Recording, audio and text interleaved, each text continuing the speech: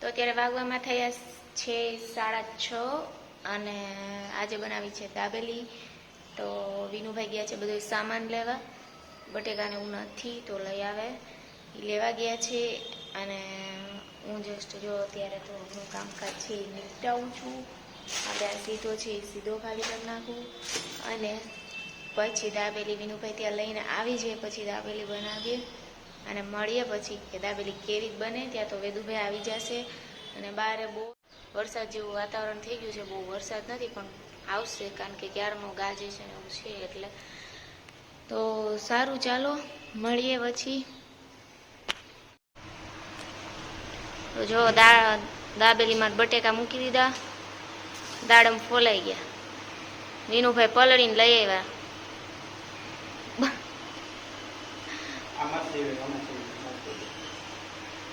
મરચી તેમાં એવું થોડીક જ નાખશું ને મરચી તો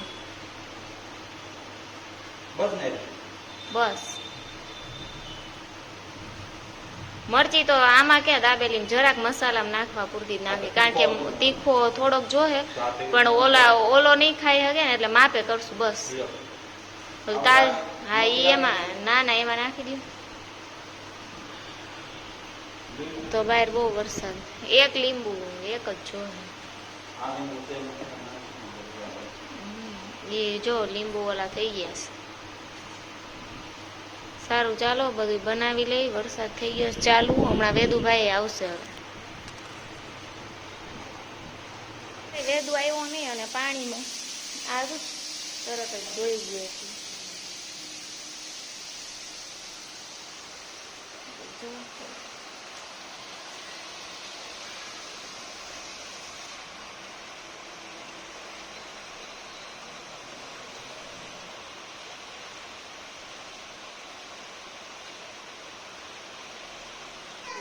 શું જો તું નીચે બોલો, નીચેથી બહુ ઉપર હવે લાગીએ છે બહુ ભૂખ.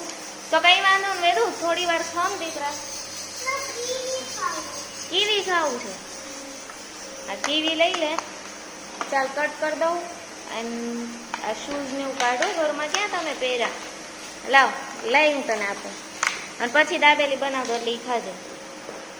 સ્કૂલે કેવી મજા આવી. આમ જો આ તો આ બંને તો આમ વર્ષોથી આને મિલન મુલાકાત ન થઈ ને એવા બે મળે હો. ઓલોય જો આમ જો.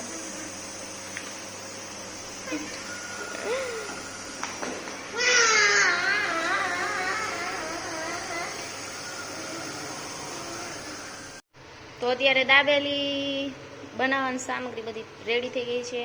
બટેકા મરચી નાખી છે એટલે બહુ સ્પાઈસી થોડોક છે એટલે વધારે બીજું કંઈ નથી નાખ્યું. ઓનિયન, કાંદો, દાડમ, સિંગ અને આ મિક્સ ચવાણું ને ઈ આમ થઈ ગયું છે વેદુભાઈને. હવે આપણે દાબેલી ભરી લઈએ બધું. હા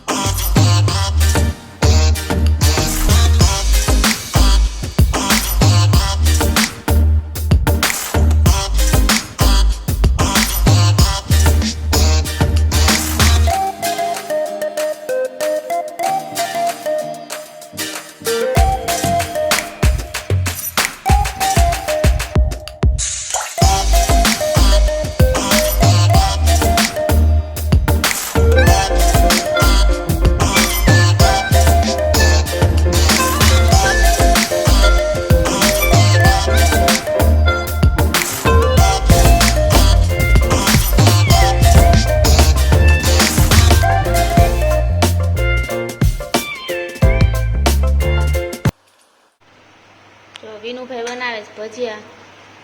શું નાખ્યું? કાંદા મરચાના છે.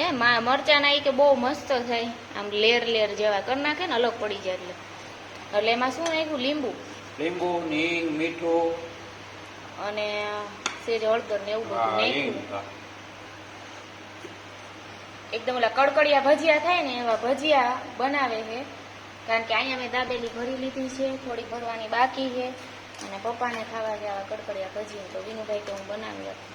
કારણ કે વિનુભાઈ ના ભજીયા અમે બનાવી પણ તમારે જેવા તો ન જ થાય. અમુક વસ્તુઓ અમે વિનુભાઈ ઈ જ મસાલા નાખો હે વિનુભાઈ.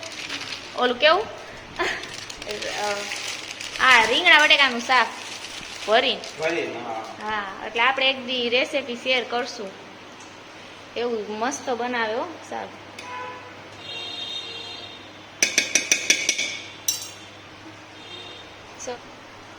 સેજ પાણી છટકારો નાખ્યો ને ખાલી હે લોટ ઓલો થઈ જાય.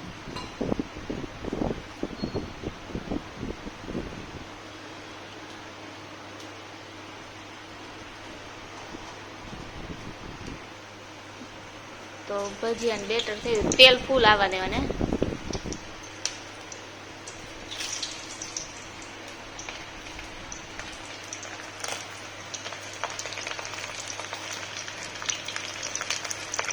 એકદમ તેલ આવવા દેવાનું અને આવી રીતે એવો મસાલો બનાવી.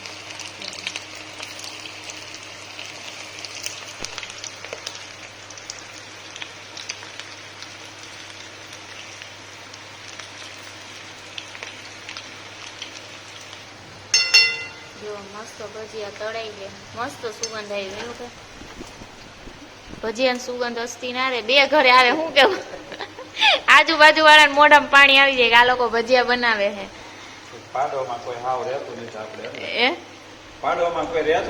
રેતું નથી. આ વાત સાચી. અમારા આઘા આઘા રહે છે. અમારું બરોબર વચ્ચે ઘર છે અને આજુબાજુ બધા થોડાક દૂર રહે છે.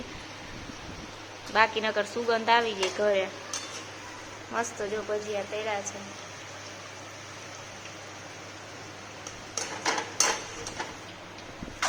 જો એકદમ ક્રિસ્પી કડકડિયા ભજીયા. મસ્ત ભજીયા કડકડિયા બેને ત્યાં કે આમ થાળી પડે ને ત્યાં ખ્યાલ આવી જાય કડકડિયા છે. તો મસ્ત ભજીયા બનાવ્યા છે. વિનુભાઈ રસોઈ જોરદાર હોય. કેટરેસનો ઓર્ડર આપો મેરેજમાં એટલે જબરજસ્ત પંજાબી ગુજરાતી ઘણા બધા મેનુ. મોહનથાળ વિનુભાઈ આ વખતે જોરદાર બનાવ્યો. મોહનથાળની કોઈ રેસીપી જોઈ ને તો આપણે મોહનથાળ એ વિનુભાઈ હવે કાંઈક હશે એવું અહીંયા બનાવશે ત્યારે આપણે શેર કરશું. જો કોઈ જોવો હોય મોહનથાળ ઘરે કેમ બનાવી તો કયો આપણે બનાવશું હે ને. જબરજસ્ત મોહનથાળ બનાવે. કારણ કે ઘરે અત્યારે છે ને બધાને બહુ ઓછો મોહનથાળ આવડતો હોય. બાકી વિનુભાઈ બનાવે તો તમે એકવાર એની રેસીપી જોજો. બહુ મસ્ત બનાવે. સારું ચાલો હવે અમે લોકો બધું બનાવી લઈ અને મળી પછી વિનુભાઈની રેસીપી કાંઈ પણ તમારે જોયું બધું A to Z વસ્તુ વિનુભાઈને આવડે છે. અમે તો ખાઈ જ છીએ. તમારે જોવું હોય ને ખાઓ. અમે જ ખાઈ જ છીએ. વિનુભાઈ બનાવી દે મસ્ત મસ્ત રસોઈ બનાવી દે. એટલે તમારે લોકોને ખાવી હોય ને તો અમને કયો કે આ બનાવીને. મીઠાઈ એવી બધી અને શાકેય બધા એવા જોરદાર બનાવે. એટલે જેને જોવા હોય એ શેર કરજો, કહેજો, કમેન્ટ કરજો એટલે આપણે રેસીપી શેર કરશું. સારું ચાલો મળીએ પછી. તો ગાઈઝ અત્યારે વાગવામાં થયા છે 10:30. હું ફ્રી થઈ ગઈ છું. થોડી ઘણી ફ્રેશ થઈ ગયું. બહુ જ ઊંઘ આવે છે. વેદુ પણ સૂઈ ગયો છે.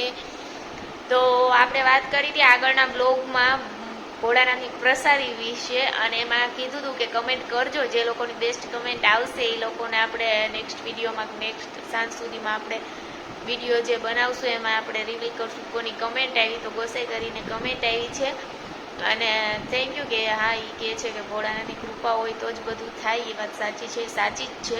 અને એ મારા કઝિનમાં જ રિલેટિવમાં જ છે એટલે હા મને ખબર છે. સાચી વાત છે તારી.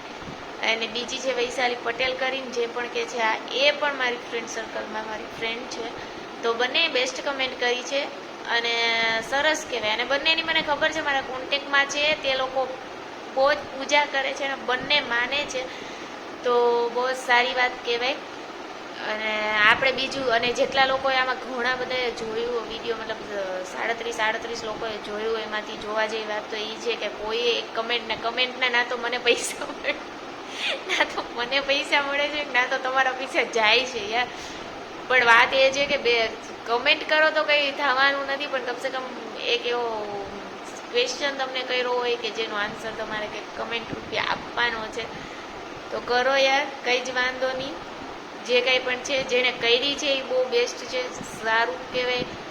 ચલો હવે આપણે આ વિડીયોને અહીંયા જ એન્ડ કરી અને તમે જોઈ લો વિનુભાઈ મસ્ત ભજીયા બનાવ્યા છે અને મેં બનાવી હતી દાબેલી. હવે વિડીયોને એન્ડ કરી. ચલો, જય સોમનાથ મહાદેવ અને ગુડ નાઇટ. બાય.